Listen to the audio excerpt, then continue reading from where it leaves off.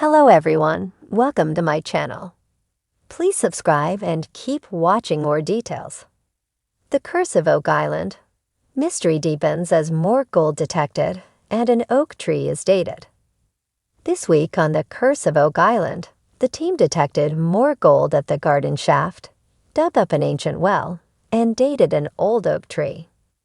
All of this seemed to add more and more intrigue to the 227-year-old mystery.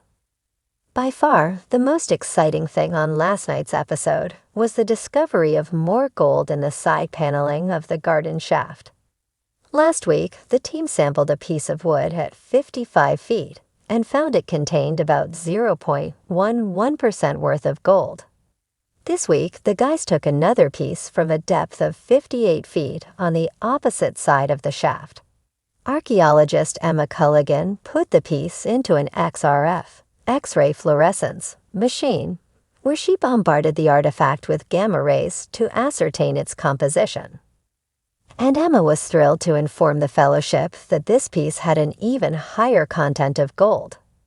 The archaeologist didn't specify the exact content, but she was eager to point out that it showed the gold levels were increasing as they drilled deeper.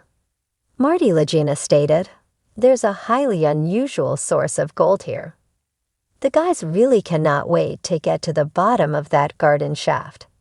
Elsewhere on last night's show, the team continued to expand their area of operations, always looking for the next possible key to the Oak Island mystery. The team drafted in Billy Gerhardt and his digger to excavate an old well on Lot 11 on the north side of the swamp. Oak Island landowner Tom Nolan recalled that in the 1970s, he and his dad, Fred Nolan, found an old well with lots of pottery in the bottom. At the time, the two Nolans had refilled the well. Rick Lagina and the guys decided to dig it up to take a look. The team has become very interested in wells ever since Ian Spooner discovered a high concentration of silver in a small well on Lot 26. Ian also learned that the well could date back to the 11th century.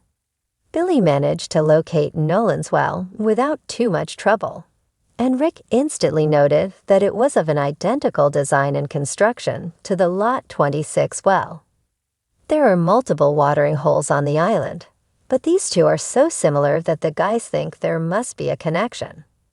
They did find a little bit of pottery, but not much, and unfortunately, any more digging would require permits, so they called a halt to that operation. For now.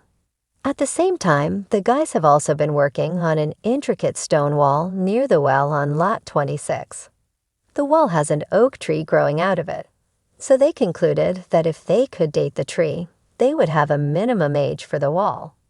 To that end, forestry expert Peter Romke took a coarse sample from the tree so he could count the rings. Last night, Peter informed the guys the tree was at least 240 years old, but that they could probably add another 20 years onto that figure. The center of the tree was rotten, meaning he was unable to count all the rings. That placed the tree, and therefore, the wall as being older than the initial discovery of the money pit in 1795.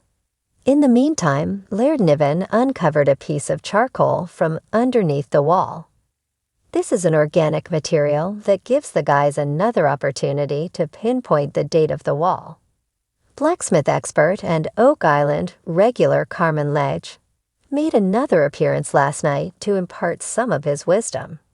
He examined an old hook discovered by Gary Drayton in the spoils dug out of the well on Lot 11. As usual, Carmen had intriguing news.